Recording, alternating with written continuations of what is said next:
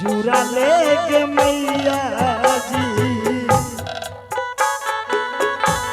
आत्मा जुरा लेके मैया जी आगे तो मानो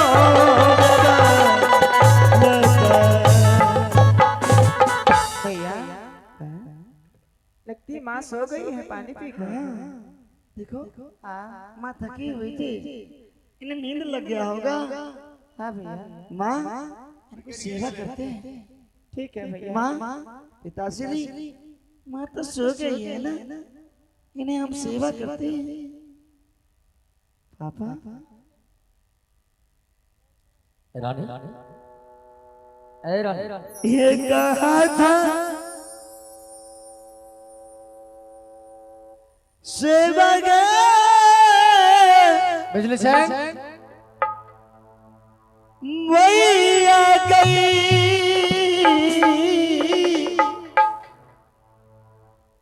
आगे का के चरण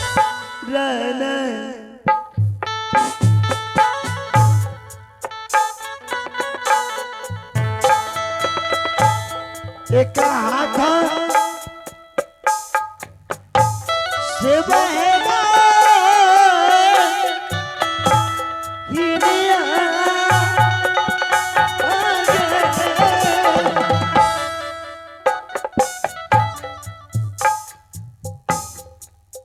आगे मैया जी के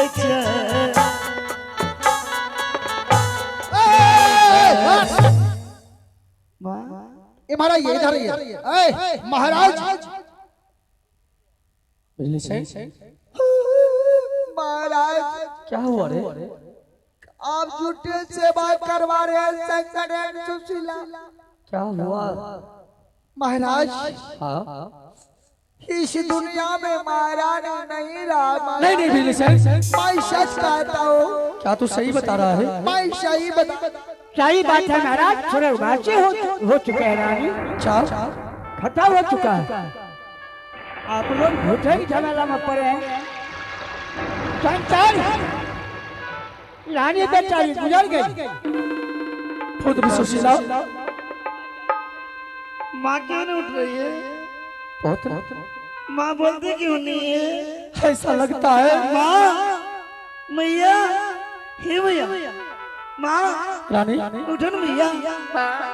माँ उठो ना माँ। देखो मुझे भूख लगी है, माँ मुझे वजन कराओ भैया, हे माँ मुझे भूख लगी है। क्यों माँ उठ रही है? देखो तुम गोद में बिठा कर खिलाती थी, आज मुझे खिला दो माँ। हे माँ उठो ना माँ, बोलो ना भैया। हे भैया इधर से माँ क्यों नहीं बोल रही है? पुत्र शंकर तुम्हारी माँ इस संसार में नहीं रहा पुत्र, तुम्हारी माँ मर चुका है पुत्र। नहीं नहीं ये झूठे, सच बोल रहा हूँ। ये झूठे। माँ हे भैया माँ उठाओ ना मामा, बबसरी मेरी माँ को उठाओ। मैया तो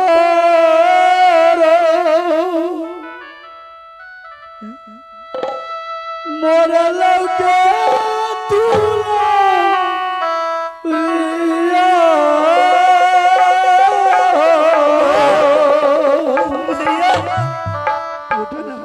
आगे माइन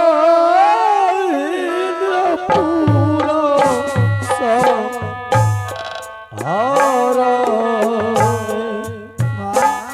उठो ना मेरी रानी माँ सोई है, रानी मेरी माँ सोई है। माँ माँ हे मैया ये बेटी महेंद्रपुरा सा मेरी माँ सोई है, मेरी माँ सोई है।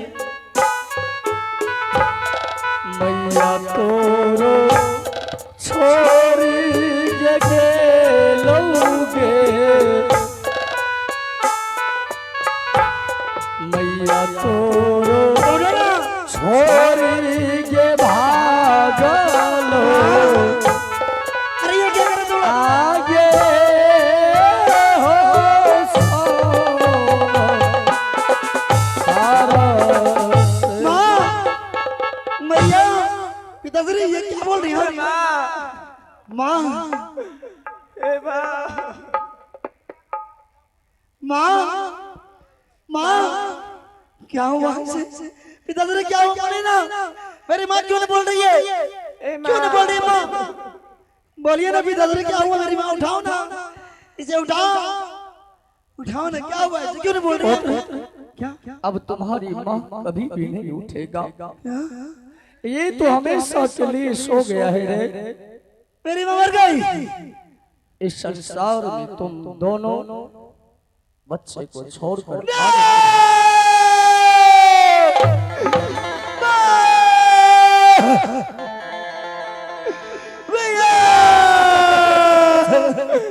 उठो ना भैया, देख देख देख देख मुझे स्कूल जाना होगा। उठो ना, मुझे खिलाओ ना माँ, उठो ना माँ, माँ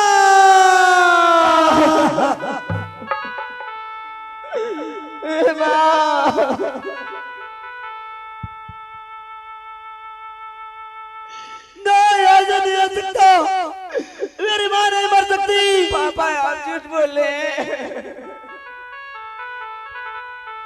पोतरी मैं सच बता रहा हूँ तुम्हारी माँ अब इस दुनिया में नहीं रहा बिजली से अरे इन दोनों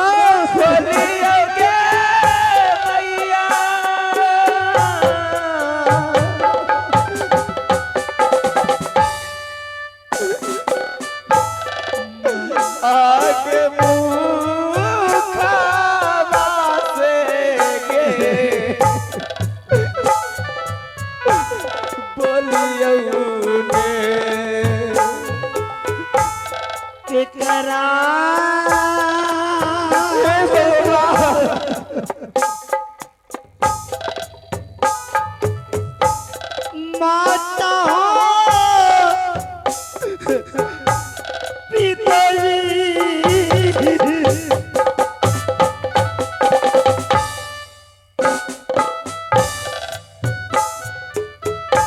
महाराज क्या देख रहे हैं? कौन सोचना पड़े हुए महाराज?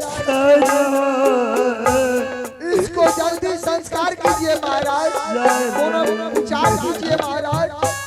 घर गवा जाएगा महाराज, बेघर हो जाएगा महाराज।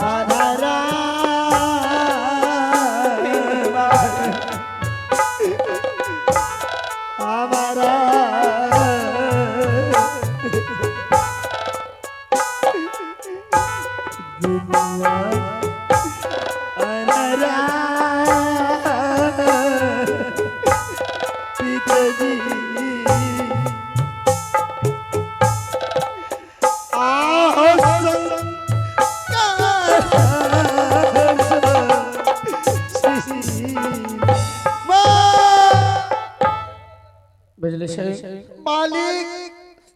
रानी जब तक इस महल में रहेगा अब हमरा के किए तई दूधा दही माखना छाली बिजली से जी जरा सोचो कि लाश जब तक इस महल में रहेगा तो मेरा पुत्र शंकर और पुत्री सुशीला रोते रोते पागल हो जाए। महाराज जल्दी इसको संस्कार इससे अच्छा है जी कि इसको उठाकर इसका दाह संस्कार कर दिया जाए। क्यों नहीं महाराज नहीं मेरी माँ नहीं मरी है, तुम लोग झूठ बोल रहे हो।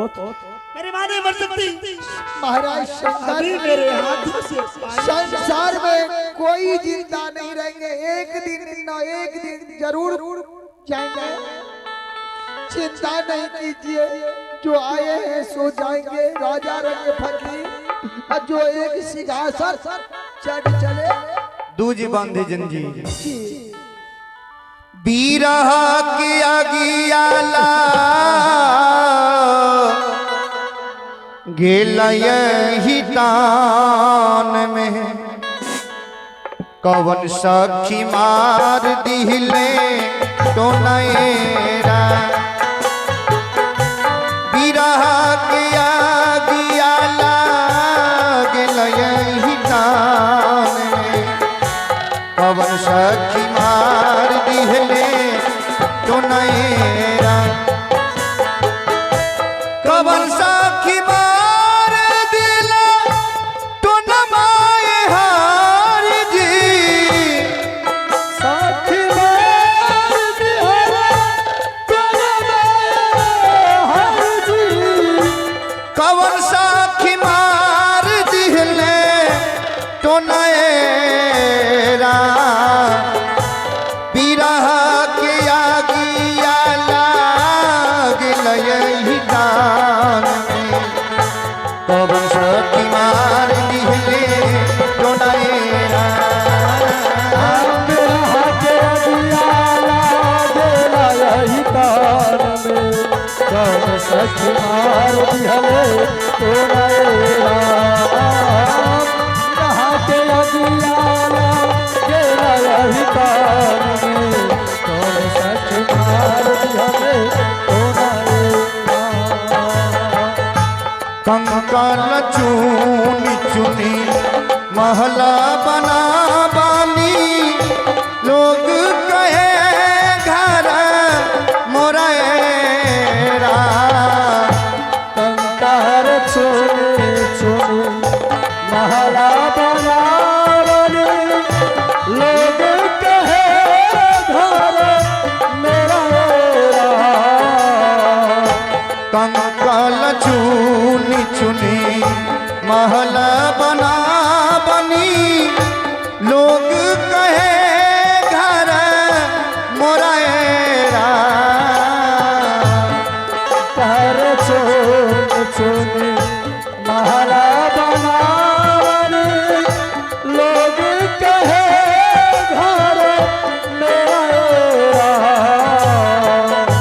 ना घर तेरा ना घर मेरा ना घर तेरा ना घर मेरा चिड़िया रे न बस रहेरा बिरहा के अगियाला गेला यही तान में कौन सच मार दिहले तो नएरा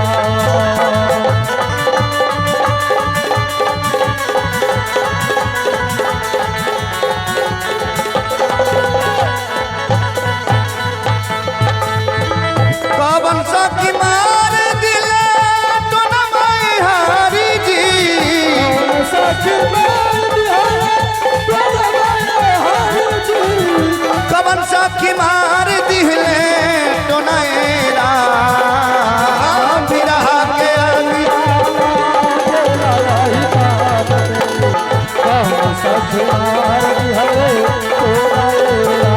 हाँ बिरहा के आगिया लागल यही तान में कवन सखी मार दिले तो नएरा बिरहा के आगिया लागल यही तान में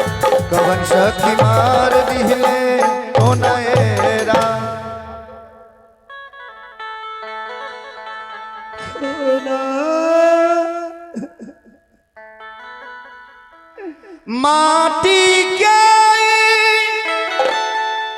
बनल शरीरिया माटिए में मिल जाइए भाई हो केहू कुछ लेके नहीं जाए केहू कुछ लेके नहीं जाइए भाई हो केहू कुछ लेके नहीं जाए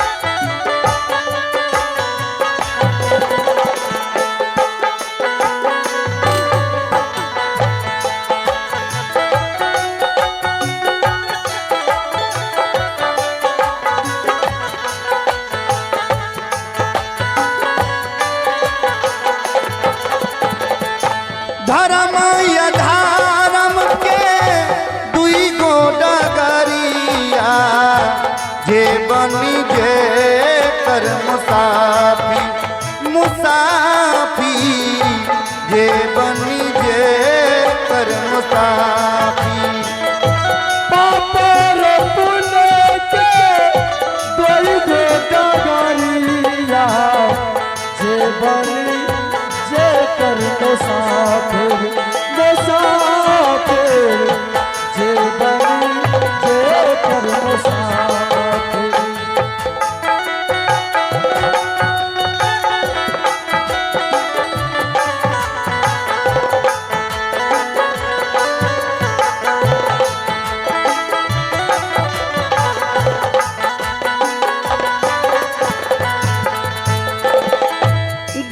धर्मराज के धर्म काटा पा धर्मराज के धर्म काटा नेकी सभे तुल जाइए भाई हो केहू कुछ लेके नहीं जाई केहू कुछ लेके नहीं जाइए भाई हो केहू कुछ लेके नहीं जाई केहू कुछ लेके नहीं जाई भाई हो केहू कुछ लेके नहीं जाई माटी के बनल शरीरिया माटी के बनल शरीरिया माटी में मिल जाई भाई हो केहू कुछ लेके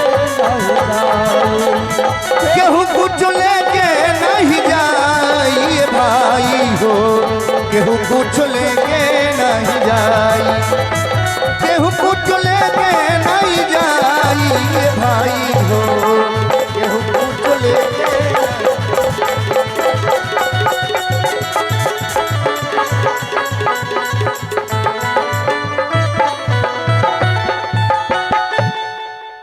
भाई हो माई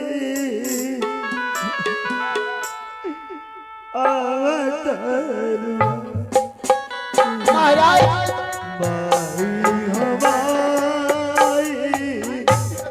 अवतारू जितना देर लगाते हैं उतना बेघर हो जाएगा। के दुतवानी ओ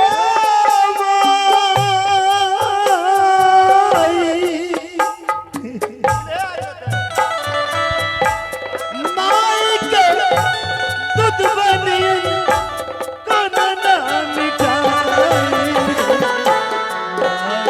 बनाए अवतार बोले साहब माई हो माई अवतार जल्दी करो बिजली हमरा साहब घर में आप पार्टी के लेना तू 5 घंटा मार बैठ गया ना बाप टिकनी करे ए यो मास्टर साहब चाय नहीं ले जागो साहब चाहियो बैठ नहीं हो एक गोर लागे छी मास्टर साहब से ने तोहर जानर छियो की जोनोर छिए यहीं पर पनीर के सब्जी मिल रहे हैं यो चाहिए बजले साहब चाहिए जितना समय लगाओगे उतना ये दोनों बच्चे रोएगा बिजली से। दुवरिया के टाटी चल गई माई सुना भैली माँ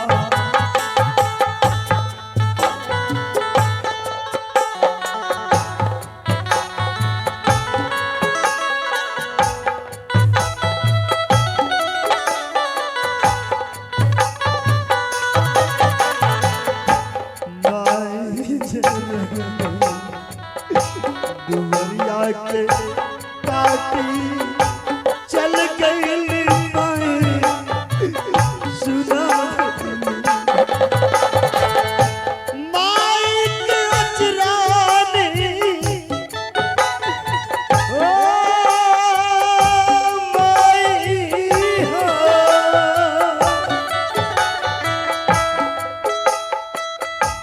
माई के अचरानी कौन ना रजाई माई हो माई अवतार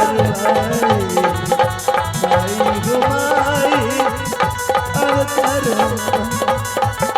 माई के दुश्मनी माई के दुश्मनी कौन ना मिटाई माई हो माई अवतार माई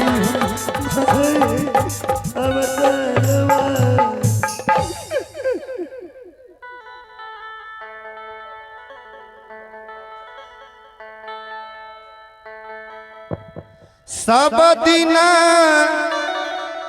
होता न एक समान रे सब दिन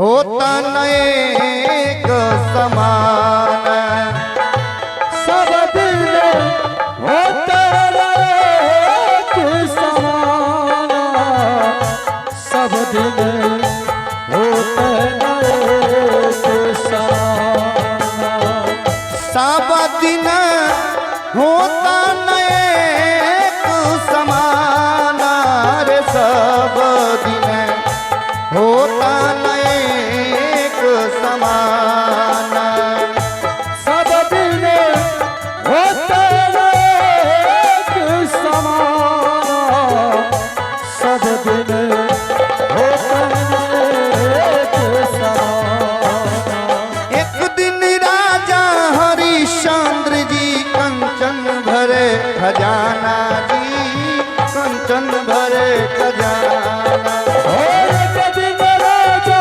हरिश्चंद्र जी के कंचन भरी खजाना जी कंचन भरी खजाना एक दिन राजा हरिश्चंद्र जी के कंचन भरे खजाना जी कंचन भरे खजाना राम राम सत्य है